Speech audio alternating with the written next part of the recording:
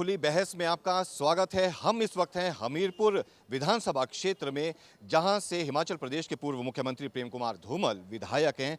ये विधानसभा क्षेत्र हमीरपुर संसदीय क्षेत्र के अंतर्गत आता है और यहां से आम आदमी पार्टी, बीजेपी, कांग्रेस और समाजवादी पार्टी के प्रत्याशियों के अलावा कुल 7 प्रत्याशी जो है वो चुनावी मैदान में है। मुकाबला बेहद कड़ा माना जा रहा है, खासतौर पर इस संसदीय क्षेत्र से। और आइए हम खुली बहस का आगाज करें बीजेपी के नेता से। मेरा पहला सवाल, दावा क्या है इस बार आपका हमीरपुर संसदीय क्षेत्र में? हम जीत रहे हैं, बड़े अच्छे मार्जिन से हम जीत रहे हैं। और ये दावा क्यों है? क्योंकि आज पूरे देश में कांग्रेस के प्रति एक बहुत बड़ी गुस्से की लहर है, जिसका नमूना लोगों ने पहले जो पिछले दिनों विधानसभा के 4 चुनाव हुए हैं, चुनावों में लोगों ने गुस्से का प्रगटावा किया है। और इस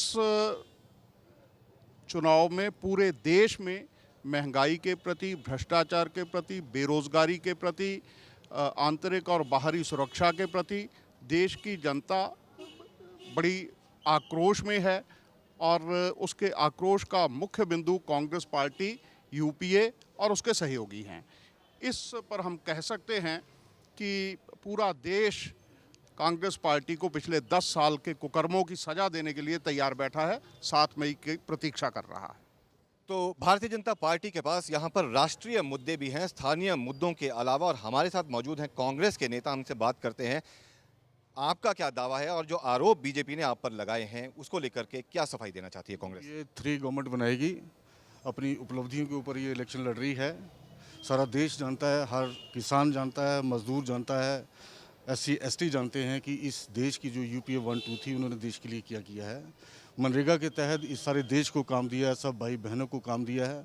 RTI के तहत इस देश को वो ताकत दी है कि आम से आम नागरिक जो है वो 1-2 पैसे के कागज़ के ऊपर लिख के ये जान सकता है कि हिंदुस्तान में कहाँ क्या हो रहा है। राइट टू एजुकेशन दिया है, ये UPA 2 ने दिया है। फूड सिक्योरिटी बिल दिया है, ये UPA 2 ने दिया है। और हाल ही में 500 करोड़ रुपए के बजट के साथ एक्स सर्विसमैन के लिए जो 1 पेंशन का तोहफा दिया है। मैं नहीं मानता हूं कि कोई भी जो हिंदुस्तान का नागरिक है वो UPA को वोट नहीं करेगा। और यकीनन हिमाचल प्रदेश में हम चारों की चारों सीटें जीत रहे हैं और साथ में सुजानपुर विधानसभा क्षेत्र भी भारी मत से जीतेंगे और दिल्ली में भी सरकार बनाएंगे और यहाँ भी वीरभद्र सिंह के हाथ सुजानपुर वाली सीट जीत के मजबूत करेंगे हम। चलिए, दावा जो है वो कांग्रेस पार्टी भी कर रही है जीत का, और ऐसा ही जो दावा है वो सुजानपुर सीट के लिए भी कर रहे हैं, जहां पर बाई इलेक्शन होने हैं। और हमारे साथ यहां पर मौजूद हैं आम आदमी पार्टी के भी नेता। आम आदमी पार्टी की तरफ से इस बार कमल कांता बत्रा जो हैं वो प्रत्याशी हैं, शहीद विक्रम बत्रा की माता। इनसे बात करते हैं और बताइए कि क्या दावा है इस बार आम आदमी पार्टी का, और ये जो मुद्दे जो हैं आम आदमी पार्टी के क्या रहेंगे? बीजेपी और कांग्रेस के मुद्दे हमने समझ लिया, अब आम आदमी पार्टी से जानना चाहेंगे। आम आदमी पार्टी इस बार काफ़ी बहुमत से जो है वो देश में मतलब काफ़ी सीटें निकालेगी। हमारा जो है ये क्रांति है, ये आम आदमी पार्टी एक बदलाव की तरह मतलब जो है वो इस वक्त के माहौल को देख रही है। महंगाई, भ्रष्टाचार, परिवारवाद, ये हमारे मेन मुद्दे होंगे इसमें। और जहाँ तक हमारी मैडम कमला बत्रा जी का सवाल है, तो वो एक सुलझी हुई स्त्री हैं और सैनिक परिवार से, जिसके परिवार से शहादत हुई है। तो ये अच्छी बात है कि आम आदमी पार्टी के हाईकमान ने जो है एक ऐसे मतलब व्यक्तित्व को चुना है जिसका यहाँ पे नाम है, पूरे देश में नाम है।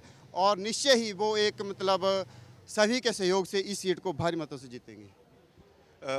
यहाँ पर कांग्रेस पार्टी ने खास तौर पर हमीरपुर संसदीय क्षेत्र के जो बीजेपी से प्रत्याशी हैं अनुराग ठाकुर, उन पर सीधे तरह का आरोप लगाया है कि अपनी कॉन्स्टिट्यूंसी में वो गए नहीं है इस दौरान जब तक वो MP रहे हैं। और हाई प्रोफाइल का नाम भी कांग्रेस पार्टी जो है वो दे रही है अनुराग ठाकुर को। खास तौर पर बीजेपी से इसकी सफाई ले लेते हैं, क्या कहना है? देखिए, मुझे इस बारे में कोई सफाई नहीं देनी है।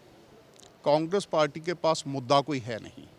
जिन मुद्दों की मैंने चर्चा की है, जो पार्टी 10 साल तक देश का शासन चला चुकी हो, उसको तो अपने उपलब्धियों पर चुनाव लड़ना चाहिए।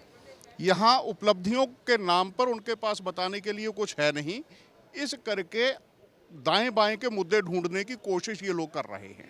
चलिए, यहाँ पर बीजेपी जो है वो दावा कर रही है कि सर्वश्रेष्ठ सांसद है अनुराग ठाकुर। अब कांग्रेस से भी एक बार जान लेते हैं कि आखिर जो है आरोप किस बुनियाद पर उन्होंने लगाए हैं हाई प्रोफाइल नेता होने के अनुराग ठाकुर पर। ये हकीकत है हाई प्रोफाइल होने वाली बात।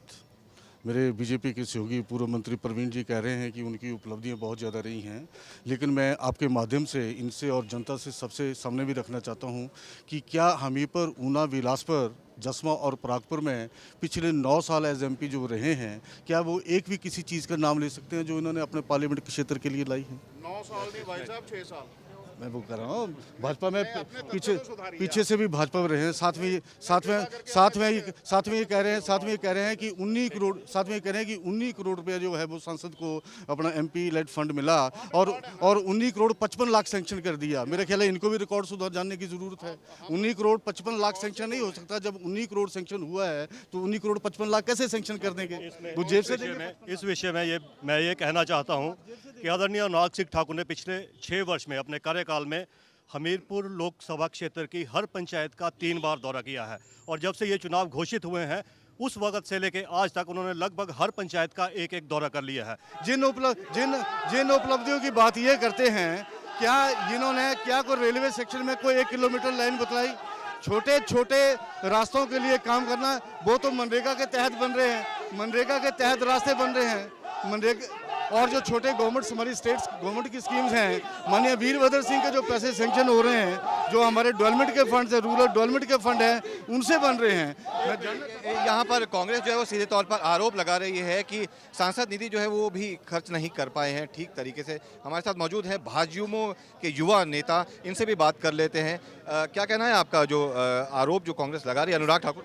इससे पहले भी हमारे वरिष्ठ नेतृत्व ने कहा कि अनुराग जी के बारे में हम सफाई नहीं देना चाहेंगे। अनुराग जी कितनी बार लोकसभा क्षेत्र में आए, लोकसभा क्षेत्र की जनता जानती है। लोकसभा के अंदर किस जबरदस्त तरीके से उन्होंने क्षेत्र की समस्याओं को उठाया वो भी किसी को बताने की ज़रूरत नहीं है, ऑन द रिकॉर्ड है। 600 से अधिक प्रश्न उन्होंने किए, 80-60 से ज़्यादा चर्चाओं में उन्होंने भाग लिया और उसी आधार पर प्रतिष्ठित जो मीडिया के चैनल्स हैं उनको सर्वश्रेष्ठ सांसद आंक रहे हैं। मैं अपने कांग्रेस के भाइयों से पूछना चाहता हूं कि अनुराग जी पे आरोप लगा रहे हैं, वो अपने सांसदों की परफॉर्मेंस बताएं। उनके मुख्यमंत्री, जो प्रदेश के मुख्यमंत्री हैं, वीरभद्र जी ने कितनी बार लोकसभा के अंदर बात करी, कितनी उनकी उपस्थिति रही। उनकी धर्मपत्नी जी मंडी से सांसद हैं पिछले 1 वर्ष से, वो अपनी बात बताएं, वो कितनी बार अपने लोकसभा क्षेत्र में आए। चलिए, यहाँ पर हमारे साथ कुछ कांग्रेस कार्यकर्ता हैं, जो कार्यकर्ता भी हैं, महिला कार्यकर्ता हैं कांग्रेस पार्टी के। इनसे भी पूछ लेते हैं आखिर कि इनको जो है वो इनका मुद्दा क्या रहेगा महिला होने के नाते। अगर आप लोकसभा की साइड पे जाएं तो आप देखेंगे कि अनुराग जी ने 4 करोड़ 90 लाख जो लैप्स किया है वो लोगों में बांटा नहीं है और लोगों में बीच जाने के उनके लिए समय नहीं है। और ये वीरभद्र की बात करते हैं, पूरे हिंदुस्तान में एक ऐसे वीरभद्र सांसद हुए हैं जिन्होंने अपनी सांसद निधि का पूरा बंटवारा किया है और अनुराग ठाकुर सबसे निकम्मे सांसद साबित हुए हैं, उन्होंने अपनी सांसद निधि का बंटवारा नहीं किया। यहाँ पर कुछ और महिला कार्यकर्ता भी हैं, इनसे भी बात कर लेते हैं। उसके बाद हम भाजपा की महिला कार्यकर्ता से भी बात करने की कोशिश करेंगे क्योंकि काफ़ी ज़्यादा हल्ला जो है इस वक्त यहाँ पर हो रहा है दोनों ही तरफा से। और इस वक्त जो है कांग्रेस की महिला कार्यकर्ता खड़ी हैं यहाँ पर। जी, अगर इनके अनुराग जी इतने फेमस है, इतना ये है, तो ये मोदी के नाम पे क्यों वोट मांग रहे हैं? ये अपनी परफॉर्मेंस के नाम पे क्यों नहीं वोट मांग रहे हैं? मोदी का नाम लेने की क्या जरूरत आ गई इनको? ये मोदी का नारा दे रहे हैं अनुराग जी, ये क्यों नहीं बता रहे कि मैंने क्या किया है, क्योंकि उन्होंने कुछ किया ही नहीं। 7 साल में लोगों के बीच में नहीं आए, इसलिए मोदी की नैया पे पार करना चाहते हैं, लेकिन मोदी की नैया पार नहीं होगी। तो अपने नाम से क्यों नहीं वोट मांग रहे हैं? तो यहाँ पर एक सीधे तौर पर आरोप लगा रही है कांग्रेस पार्टी के अनुराग ठाकुर ने अपने कार्यकाल में अभी तक विकास के काम नहीं किए हैं, संसदीय क्षेत्रों में पूरी तरह से दौरा नहीं कर पाए हैं। इस तरह का आरोप जो है कांग्रेस पार्टी उन पर लगा रही है। हमारे साथ यहाँ पर भारतीय जनता पार्टी की महिला कार्यकर्ता भी हैं, इनसे जान लेते हैं। सांसद अनुराग ठाकुर जी ने पूरे लोकसभा क्षेत्र का दौरा किया है। ये कांग्रेस के जो कार्यकर्ता हैं इनकी बहसबाजी बिल्कुल गलत है, सरासर झूठ का पुलिंदा है। अनुराग ठाकुर जी ने पूरे लोकसभा क्षेत्र में हर पंचायत को छुआ है और अपनी सांसद निधि का प्रयोग किया है। तो कुल मिलाकर देखा जाए आरोप प्रत्यारोप का सिलसिला जारी है दोनों ही दलों द्वारा, कांग्रेस और बीजेपी। और अब आम आदमी पार्टी जो है, आम आदमी पार्टी के नेता भी यहाँ पर मौजूद हैं, इनसे पूछ लेते हैं कि जो दोनों दल आरोप लगा रहे हैं उसमें इनके मुद्दे क्या हैं, असल मुद्दे आम आदमी पार्टी किन मुद्दों के साथ लेकर के इस बार चुनावी मैदान में है, ये पूछ लेते हैं।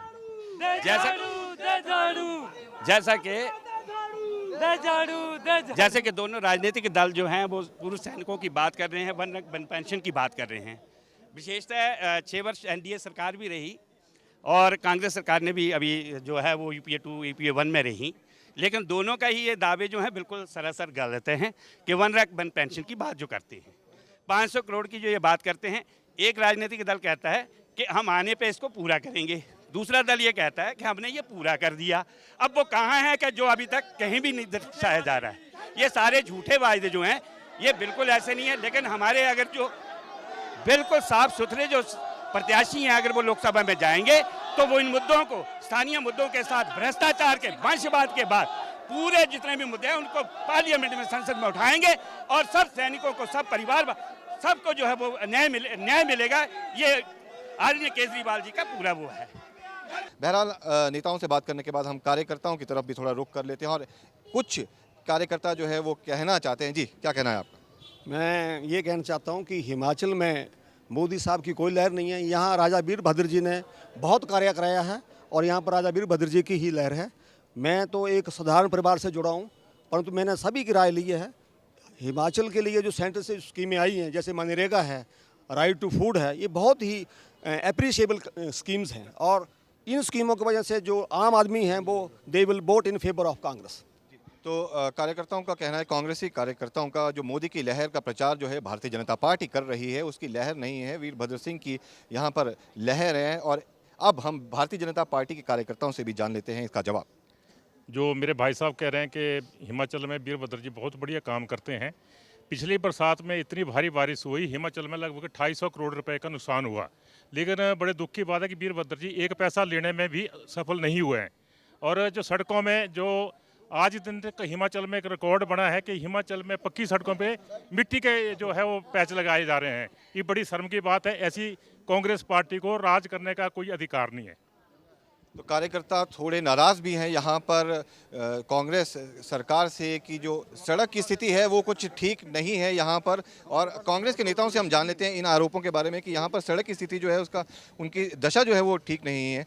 और भरमौरिया जी खुद पिडोली के अधिकारी रहे हैं, इनको तो बाखूबी पता होना चाहिए कि जब बरसात ज़्यादा होती है तो सड़कों की रिपेयर नहीं होती है। और कोई आदमी ये क्वेश्चन करता तो मैं ज़रूर मान जाता। अब जैसे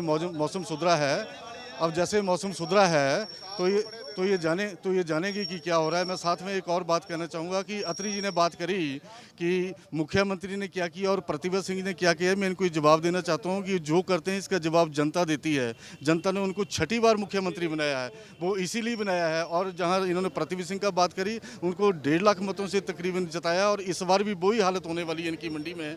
और जहाँ तक हमीरपुर की बात है, इन्होंने भ्रष्टाचार की बात करी है,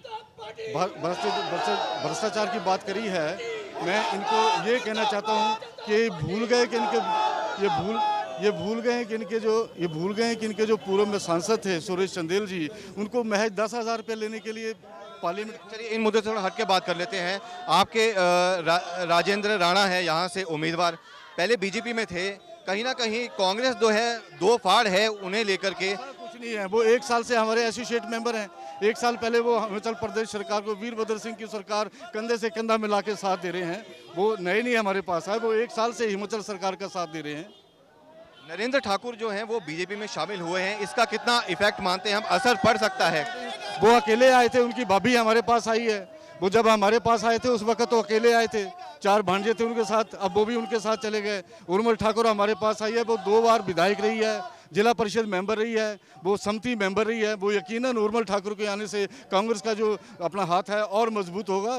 राणा जी जीतेंगे और साथ में मुख्यमंत्री प्रदेश वीरभद्र सिंह का हाथ और मजबूत होगा। चलिए, जो आरोप बीजेपी लगा रही थी कि हमीरपुर में 2 फाड़ है कांग्रेस, उस पर कहीं ना कहीं जो है वो मना कर रही है कांग्रेस पार्टी इस आरोप से कि इस तरह के कोई आरोप जो नहीं है। बहरहाल बीजेपी से पूछ लेते हैं कि उर्मिल ठाकुर जो हैं वो कई सालों से जुड़ी हुई थी पार्टी से, कितना बड़ा आघात आप समझते हैं उनका पार्टी छोड़कर कांग्रेस पार्टी में शामिल होना? देखिए, विषय किसी के आने या जाने का नहीं है। आज जनता इन सब विषयों को भूल करके, जनता की समस्या है खाना रोटी, जनता की समस्या है मकान बनाना, जो रेत और बजरी इन्होंने महंगा किया है, जनता की समस्या है बेरोजगारी। जनता इन समस्याओं पर कंसंट्रेट कर रही है और देश का जो चुनाव है वो इन मुद्दों पे होने वाला है। देश का चुनाव उर्मिल ठाकुर के मुद्दे पर नहीं होने वाला, नरेंद्र ठाकुर या राजेंद्र राणा के मुद्दे पर नहीं होने वाला। देश का चुनाव महंगाई, भ्रष्टाचार, बेरोजगारी, आंतरिक और बाहरी सुरक्षा और देश की अर्थव्यवस्था, इन पे होने वाला है। हम इन विषयों की चर्चा कर रहे हैं। कांग्रेस पार्टी इन विषयों से भाग रही है क्योंकि कांग्रेस पार्टी के पास इन विषयों का जवाब देने के लिए कुछ नहीं है। तो बीजेपी और कांग्रेस दोनों ही कह रही है कि जो नेता हमीरपुर से खास तौर पर अलग अलग पार्टियों में शामिल हुए, यानी जो बीजेपी में थे वो कांग्रेस में और कांग्रेस जो है वो बीजेपी में, तो इस उठापटक के चलते कोई असर नहीं पड़ने वाला। इस तरह का दावा जो है वो दोनों पार्टियां बीजेपी और कांग्रेस कर रहे हैं। आम आदमी पार्टी से भी हम बात कर लेते हैं। आपका क्या मानना है कि जिस तरह से वर्तमान सांसद जो बीजेपी के अनुराग ठाकुर जो हैं, अभी भी सांसद है, 2 बार सांसद रह चुके, एक बार फिर से बीजेपी ने मैदान में उतारा है, दूसरी तरफ राजेंद्र राणा जो हैं वो भी मजबूत प्रत्याशी हैं कांग्रेस पार्टी के। ऐसे में किन मुद्दों को लेकर के आप जीत का दावा कर रहे हैं, जनता के बीच जा रहे हैं? एक तो मैं सबसे पहले कहना चाहूँगा कि ये 65 सालों में जो परंपराएं बनाई गई हैं इन पार्टियों ने, एक पार्टी से दूसरी पार्टी और दूसरी पार्टी से फिर दूसरी पार्टी, ये गलत तरीके हैं। गलत तरीक़ों से सत्ता को हथियाने का ये मकसद है। और जो जहाँ तक मजबूत प्रत्याशी की बात है, मजबूत प्रत्याशी जो है वो जनता तय करती है मजबूत प्रत्याशी कौन है। जैसा कि ये पहले ही विदित था कि उत्तर प्रदेश में 31 जो कांग्रेस के सांसद थे वो आके बीजेपी में आकर उनको टिकट दिया गया। यहाँ भी अभी प्रदेश के इस इलाके में भी ये बिल्कुल सही आ गया कि एक की टोपी दूसरे के सिर में, दूसरे की टोपी दूसरे। दोनों राजनीतिक दलों के जितने भी हैं, एक सिक्के के 2 पहलू हैं। इसमें अगर कोई उधार कर सकता है वो सिर्फ आम आदमी जनता पार्टी की है। विशेषकर हमारी केजरीवाल जी ने एक शहीद की माता जो टिकट दिया है, अन्यथा दोनों पार्टियों ने समय समय पे राजघराने के वंश से ही महिलाओं को टिकट दिया, चाहे वो प्रतिभा सिंह जी हो, चाहे चंद्रेश कुमारी जी हो। एक आम आदमी को केजरीवाल जी ने प्रत्याशी बनाकर पूरी जनता से इंसाफ करके, और वो 7 तारीख को वोटिंग में लोग जनता है वो पूरा उसका जवाब देंगी और 16 तारीख को हमारा प्रत्याशी लाखों वोटों जीत कर जो है वो सांसद में जाएगा। मैं ये कहना चाहूँगा, यहाँ के जो मौजूदा सांसद रहे हैं उनका मकसद ये है कि संसद में जाके आज तक IRDP में जो गरीब लोग हैं, पात्र व्यक्ति हैं, उनका राशन जो अमीरों ने खाया है वो कानून राज्य सरकार नहीं बनाती है, वो संसद बनाती है। और संसद में जाकर आज तक इन्होंने गरीबों की आवाज़ नहीं उठाई है, जिसके लिए हमारी लड़ाई जो है वो सिस्टम के खिलाफ है। हमारा जो प्रशासन है उसके अंदर ट्रांसपेरेंसी नहीं है और प्रशासन नाम की कोई चीज़ नहीं है।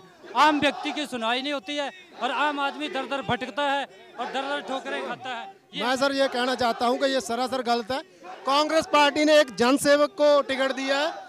हमने कुछ 18 पंचायतें हमीरपुर की, उसमें लोग उसको देखने आते हैं।